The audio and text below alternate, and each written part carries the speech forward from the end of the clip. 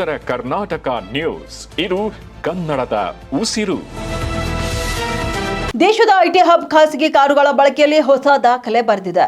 ಬೆಂಗಳೂರು ಬರೋಬ್ಬರಿ 25 ಲಕ್ಷ ಖಾಸಗಿ ಕಾರುಗಳನ್ನು ಹೊಂದುವ ಮೂಲಕ ಇಡೀ ದೇಶದಲ್ಲಿ ಅತಿ ಹೆಚ್ಚು ವೈಯಕ್ತಿಕ ಕಾರುಗಳಿರುವ ನಗರವಾಗಿ ಹೊರಹೊಮ್ಮಿದೆ. ವಾಹನ ದಟ್ಟಣೆ ಮತ್ತು ಟ್ರಾಫಿಕ್ ಕಿರಿಕಿರಿಗೆ ಈಗಾಗಲೇ ಹೆಸರಾಗಿರುವ ಬೆಂಗಳೂರಿಗೆ ಈ ಅಂಕಿಅಂಶ ಮತ್ತಷ್ಟು ಆತಂಕ ತಂದಿಟ್ಟಿದೆ. ಸಾಮಾನ್ಯವಾಗಿ ದೇಶದಲ್ಲಿ ಅತಿ ಹೆಚ್ಚು ವಾಹನಗಳಿರುವ ನಗರ ಎಂದರೆ ದೆಹಲಿ ಎಂಬ ಭಾವನೆ. ಆದರೆ ವೈಯಕ್ತಿಕ ಅಥವಾ ಖಾಸಗಿ ಕಾರುಗಳ ಒಡೆತನದ ವಿಷಯಕ್ಕೆ ಬಂದರೆ ಬೆಂಗಳೂರು ಈಗ ದೆಹಲಿ ಮತ್ತು ಮುಂಬೈ ನಗರಗಳನ್ನು ಹಿಂದಿಕ್ಕಿ ಅಗ್ರ ಸ್ಥಾನಕ್ಕೇರಿದೆ. ಸಾರ್ವಜನಿಕ ಸಾರಿಗೆಗಳಿಗಿಂತಲೂ ಕೂಡ ಸ್ವಂತ ಕಾರುಗಳ ಬಳಕೆಗೆ ಬೆಂಗಳೂರಿಗರು ಹೆಚ್ಚಿನ ಆದ್ಯತೆ ನೀಡುತ್ತಿರುವುದನ್ನು ಈ ವರದಿ ಸಾಬೀತುಪಡಿಸಿದೆ.